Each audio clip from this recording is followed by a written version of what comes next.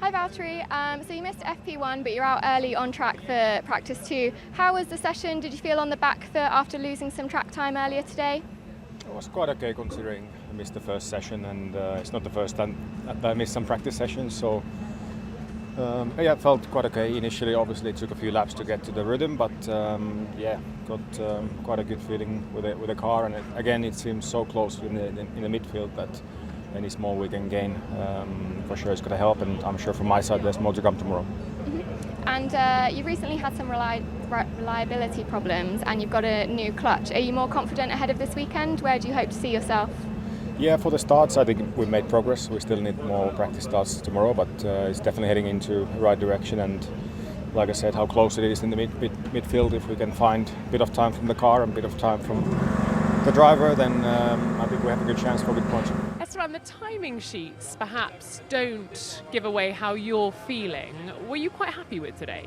I'm, not necessarily too happy or too disappointed. I think today is all about testing anyway, and just trying to, have a feel of the car in general, have a feel of the track, and testing a lot of different things. And today was quite busy, on our side, testing a lot of different, aero parts between the cars, and doing a lot of, flow vising and rake runs and all these sort of things. So tomorrow is when we need to put everything together.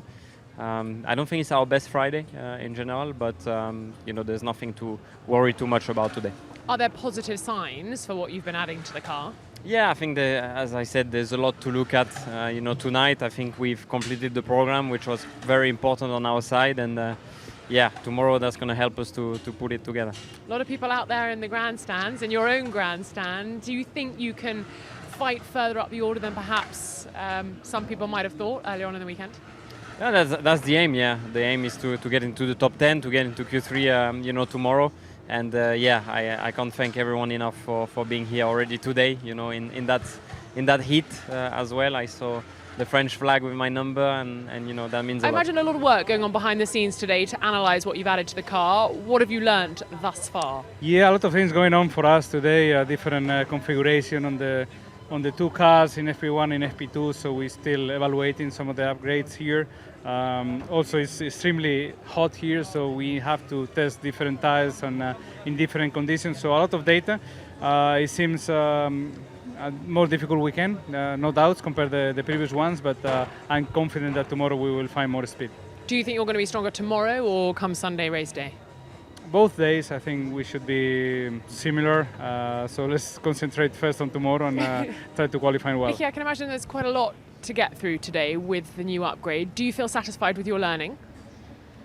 To be honest, no. I don't feel it was a very productive day. I think I feel there's some other issues that I felt kind of from the outlap of P1 that we have to try and investigate to see. We didn't really kind of have the time to go through everything properly into P2. So I feel there's something that's not quite right, creating a bit of an imbalance.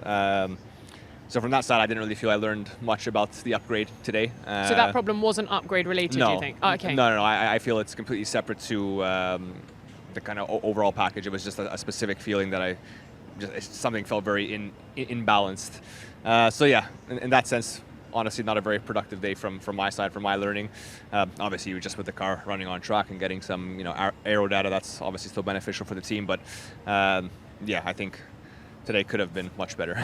That problem sounds quite profound. Is that something that it needs like a whole overhaul over the weekend? Like, are we talking like a new chassis? Like, where are we at? No, I don't think it's anything like that. I mean, I think we have to see. So, I mean, there's a million and one things that could be obviously in Formula One. So I think we just, now that we have the time in the evening, obviously, even though it's quite a lot of work for everyone to get the cars ready with the upgrade packages, both cars, so there was still some things we were behind on even this morning. So we just have to see if there was anything we missed. I mean, maybe we find nothing. I'm hoping we find something, because again, the feeling was quite profound. Again, nothing that I think is going to be like big, like chassis wise. It's just maybe the way something was set up, the alignment or something like that. But again, there's just with the shorter time between now the practice sessions, it's we weren't really able to investigate so much in between the two sessions. So yeah, kind of went in with the exact same feeling in P2, and straight away the first lap, well, guys, it's the same issue, so it's going to be quite poor again. Oh, okay, very frustrating. In terms of the sort of environment you're racing in, hot, circuit, the surface. How difficult is it going to be to get through this weekend with tyres and also yourself? It's very difficult for sure. I mean, it's a very physical track as well, just with the G-forces, especially in the third sector. But you know that part of the managing the temperature is the same for everyone. It will be difficult with the tyres for sure.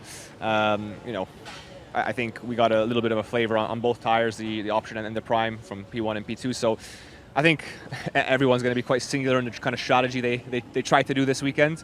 And yeah, it's really going to be about that communication and how you manage those tyres and trying to make them last. We saw last year that even a lot of teams, like top teams, got the tyre management wrong and they dropped back quite a bit towards the end. So yeah, it could be all to play for. But yeah, for me, my priority and our focus right now is trying to understand what went wrong today.